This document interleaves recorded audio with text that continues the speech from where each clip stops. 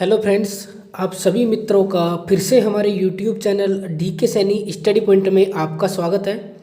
जैसे कि दोस्तों थंबनेल और टाइटल से आपको समझ में आ गया होगा, आज की इस वीडियो में हम आपसे बात करने जा रहे हैं RPSC grade first and second, जिसका जो कॉमन जो टॉपिक है वो हम यहाँ पर डिस्कस करने जा रहे हैं। सबसे पहले हम बेसिक से स्टार्ट करेंगे।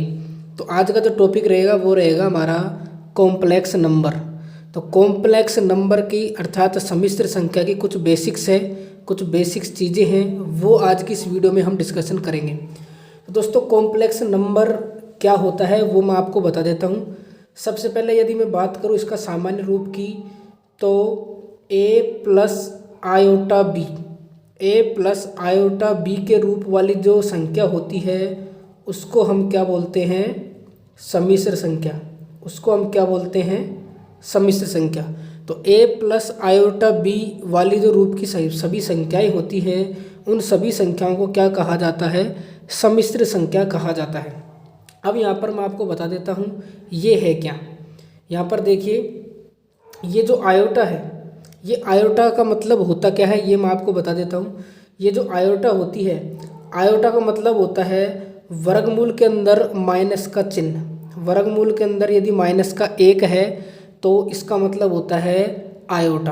क्या होता है इसका मतलब? आयोटा। वो मैं आपको बता देता हूँ। आपने छोटी कक्षाओं के अंदर इस तरीके से पढ़ा होगा कि वर्गमूल जो 4 है इसका मान कितना होगा, या फिर 4 का वर्गमूल कितना होगा। तब आपने वहाँ पर ये लिखा होगा +-2। क्या लिखा होगा? +-2। लेकिन आपने कभी ये नहीं पढ़ा कि वर्गमूल के चिन्ह के अंदर यदि माइनस का 4 है तो इसका वर्गमूल कैसे निकलेगा। दोस्तों मैं आपको बता दूं, वर्गमूल के अंदर यदि माइनस का चिन्ह है तो इसका वर्गमूल होगा 2। ये तो आप जानते हो, लेकिन यहाँ पर माइनस का चिन्ह आ रहा है, इस वजह से यहाँ पर इसके साथ में क्या लग जाएगा? आयोटा। क्या लग जाएगा? आयोटा। ये आयोटा। आयोटा का मतलब क्या होता है? यदि वर्गमूल के अंदर -1 है तो उसका मान कितना होता है? आयोटा होता है। तो आप साथ के साथ इनको अपने कॉपी के अंदर नोट्स बनाते चलिए।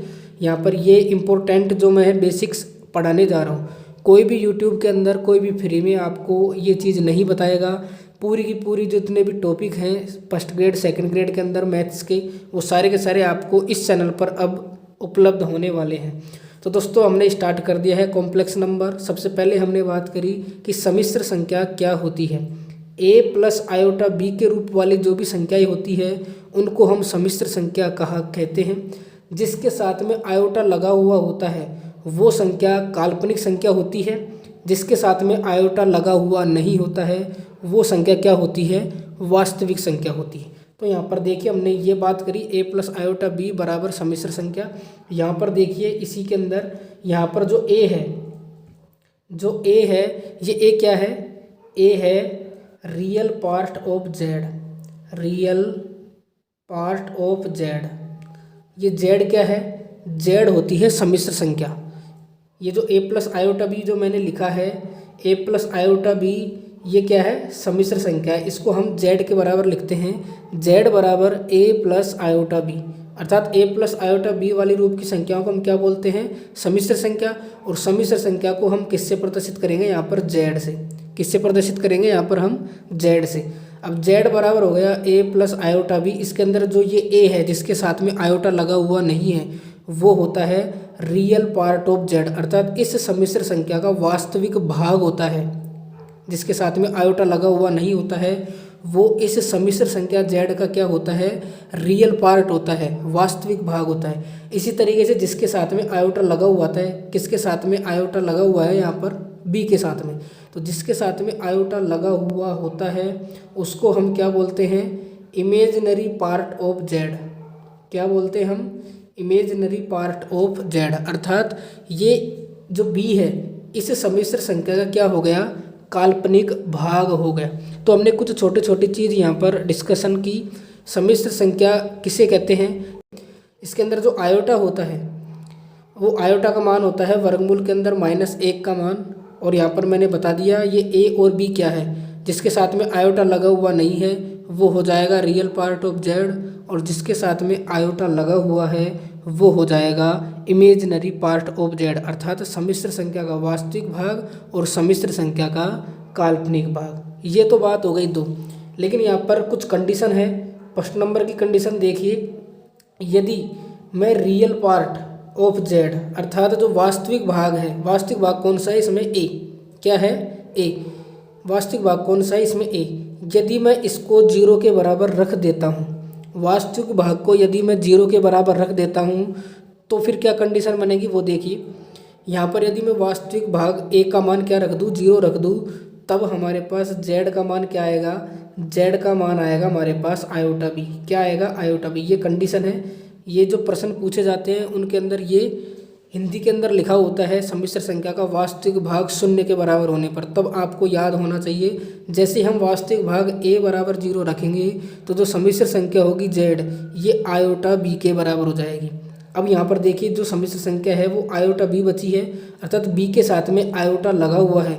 तो अब ये पूरी की पूरी क्या हो गई, काल्पनिक संख्या हो गई। क्या हो गई, काल्पनिक संख्या, जिसको हम यहाँ पर लिख सकते हैं शुद्ध काल्पनिक संख्या। क्या हो गई, शुद्ध काल्पनिक संख्या हो गई है। तो इस तरीके से दोस्तों यदि वास्तविक भाग 0 के बराबर है तो जो सम्मिश्र संख्या बनेगी वो शुद्ध काल्पनिक संख्या प्राप्त हो जाएगी। इसी तरीके से सेकंड जो कंडीशन होगी वो इस तरीके से होगी, यदि जो इमेजिनरी पार्ट है जेड का, जो इमेजिनरी पार्ट है अर्थात जो काल्पनिक भाग है, काल्पनिक भाग क्या है इसमें, बी, यदि इसको हम 0 के बराबर रख देते हैं तो हमारे पास कंडीशन बनती है जेड बराबर ए, क्योंकि बी का मान यदि हम 0 रख देंगे यहाँ पर तो क्या बचेगा, केवल बचेगा ए, जेड बराबर ए। तो इसको हम लिख सकते हैं क्या, शुद्ध वास्तविक भाग या फिर शुद्ध वास्तविक संख्या। तो इस तरीके से हम यहाँ पर लिख सकते हैं। तो संख्या होगी वो कौन सी होगी, शुद्ध वास्तविक संख्या होगी। कौन सी होगी, शुद्ध वास्तविक संख्या। तो हमने कुछ चीज़ों के बारे में डिस्कशन किया है। सम्मिश्र संख्या किसे कहते हैं, इसके अंदर ए और बी क्या है वो हमने डिस्कशन कर लिए। यदि ए का मान 0 हो जाता है तब क्या होगा, बी का मान 0 हो जाता है तब क्या होगा। अब दोस्तों मैं आगे डिस्कशन कर रहा हूँ, देखिए।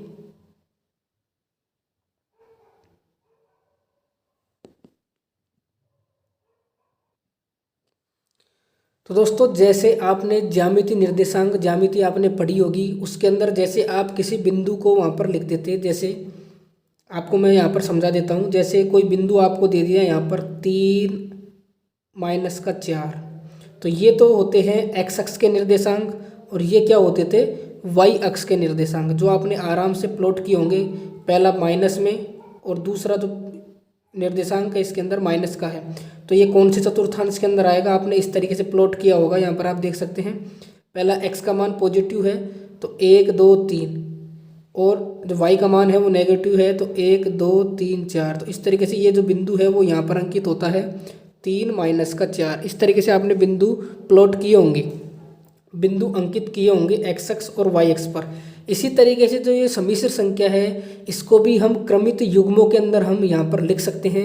इस तरीके से हम जो सम्मिश्र संख्या है उसको लिख सकते हैं। जैसे कोई सम्मिश्र संख्या आपको दे दी जेड बराबर ए प्लस आयोटा बी, ये आपको कोई सम्मिश्र संख्या दे दी तो हम इसको किस तरीके से लिख सकते हैं, क्रमित युग्मों के लिए ए कोमा बी, जिसमें जो ए है ये तो क्या हो जाएगा, रियल पार्ट हो जाएगा, और ये जो बी है वो क्या हो जाएगा, इमेजिनरी पार्ट हो जाएगा। तो हम इसको इस तरीके से लिख सकते हैं।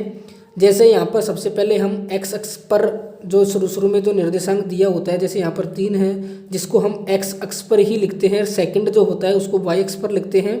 उसी तरीके से यहाँ पर जो फर्स्ट है जिसके साथ में आयोटा लगा हुआ नहीं है, अर्थात जो वास्तविक भाग है उसको सबसे पहले लिखेंगे और जो काल्पनिक भाग है उसको लास्ट में लिखेंगे।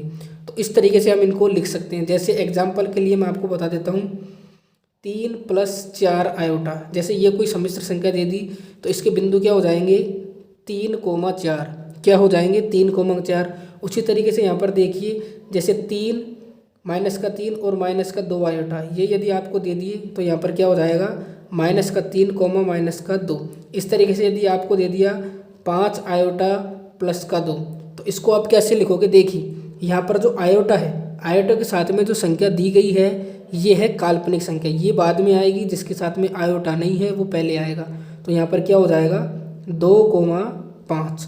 इस तरीके से हम इनको कार्तीय निर्देशांक के रूप में लिख सकते हैं। यदि आपको इस तरीके से मिल जाए कोई z बराबर -2 आयोटा, यहाँ पर केवल आयोटा का फॉर्म है और जो वास्तविक भाग है वो यहाँ पर नहीं है, तो इसके लिए हम कैसे लिखेंगे?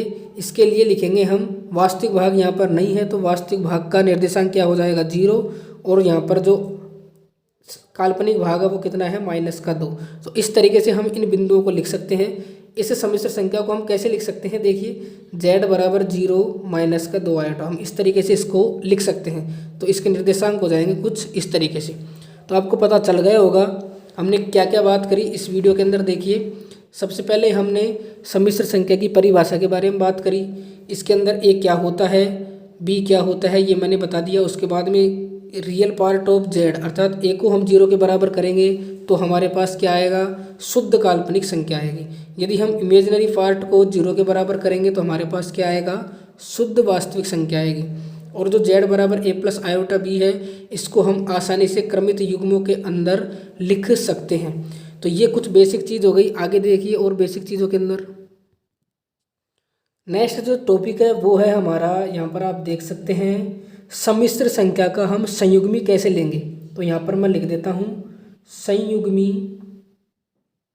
संयुग्मी सम्मिश्र संख्या। क्या लिख देंगे हम? संयुग्मी सम्मिश्र संख्या। आपको क्वेश्चन के अंदर कोई सम्मिश्र संख्या दी हुई होगी, उसका हम संयुग्मी कैसे निकालेंगे, अर्थात कॉन्जुगेट कॉम्प्लेक्स नंबर हम किस प्रकार से निकालेंगे, हम इसको प्रदर्शित कैसे करते हैं? z बार से। कोई सम्मिश्र संख्या z होगी, उसका संयुग्मी यदि हम निकालेंगे तो z के ऊपर क्या लगा देंगे? हम बार लगा देंगे। तो यह क्या हो जाएगा? संयुग्मी सम्मिश्र संख्या। क्या हो जाएगी ये? संयुग्मी सम्मिश्र संख्या। अब इसका मतलब क्या होता है?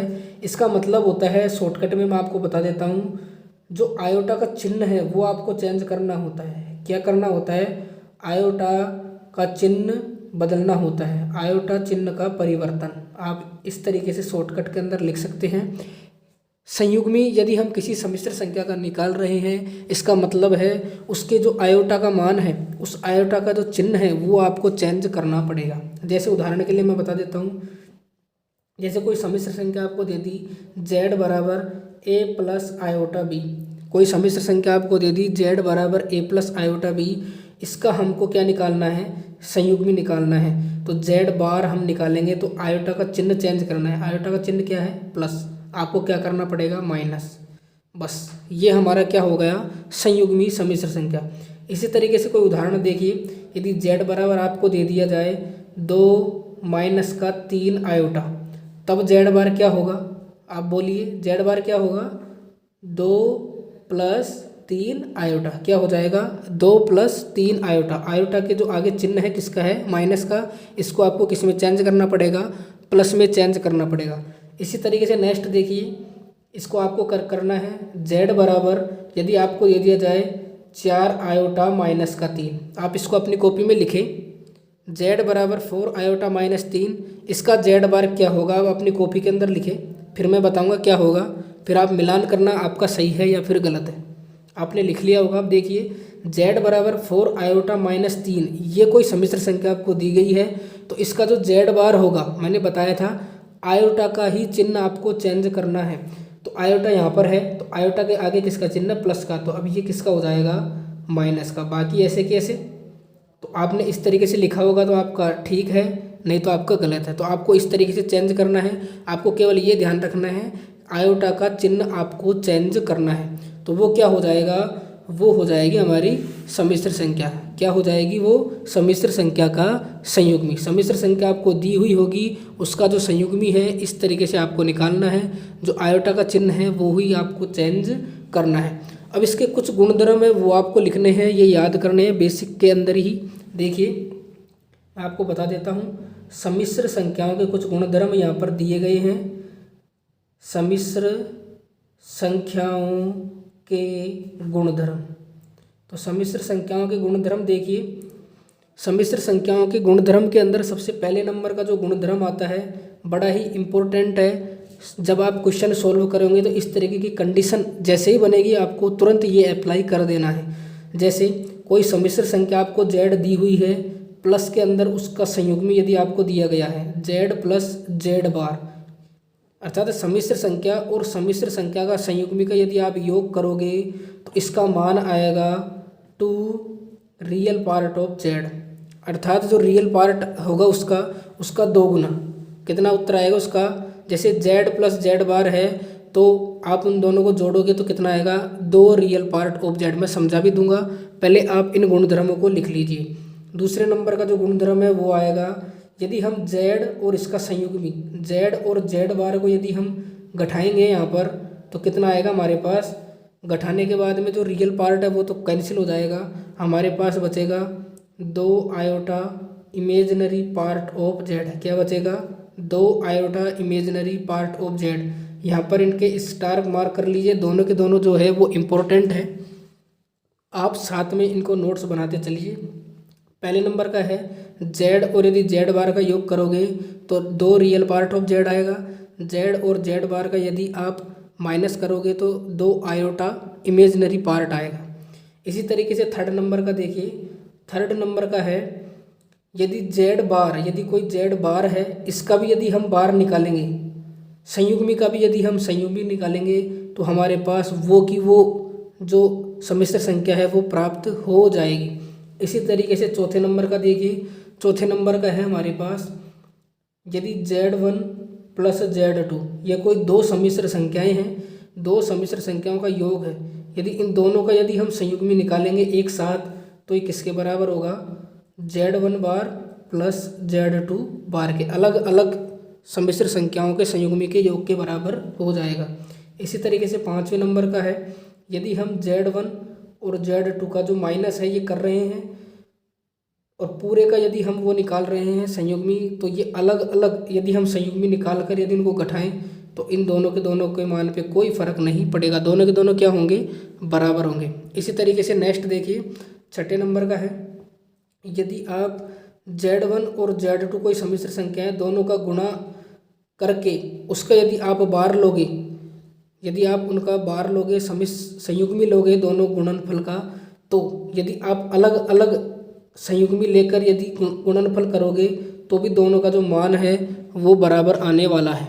तो आप देख सकते हैं इम्पोर्टेंट है और आगे काम आने वाले हैं। इसी तरीके से इसका यदि मैं व्यापक रूप लिखूँ कुछ इस तरीके से, Z1 Z2 Z3 dot dot dot Zn यदि गुणा के रूप में है, सबको गुणा करने के बाद में यदि आप बार लेते हो तो किसके बराबर होगा ये, Z1 बार डॉट Z2 बार डॉट ZT बार डॉट डॉट डॉट Zn बार, अलग अलग संयुग्मी के गुणनफल के बराबर ये हो जाएगा। तो ये हो जाएगा Zn। इस तरीके से दोस्तों ये गुणधर्म है। नेक्स्ट गुणधर्म आप यहाँ पर देख सकते हैं, 8वें नंबर का गुणधर्म है यदि Z की पावर n है और उसके ऊपर यदि बार लगा हुआ है कुछ इस तरीके से देखिए, तो ये हो जाएगा Z के ऊपर बार आ जाएगा और घात कितनी हो जाएगी, n हो जाएगी। तो इसका आपको ध्यान में रखना है, ये भी इम्पोर्टेंट है, ये भी सवाल के अंदर पूछा जाता है, जितने भी क्वेश्चन होते हैं इम्पोर्टेंट उनके अंदर ये पूछा गया है। इसी तरीके से यदि Z1 भाग Z2 Z1 बटे Z2 और फिर हम यदि हम संयुग्मी निकाल रहे हैं तो इसका भी मान वही है, अलग अलग संयुग्मी के भाग के बराबर ये हो जाएगा, Z1 बार बटे Z2 बार। इस तरीके से आप देख सकते हैं। तो ये कुछ इम्पोर्टेंट गुणधर्म है, इनको आप देख लीजिए, फिर मैं समझा दूंगा किस तरीके से ये होते हैं।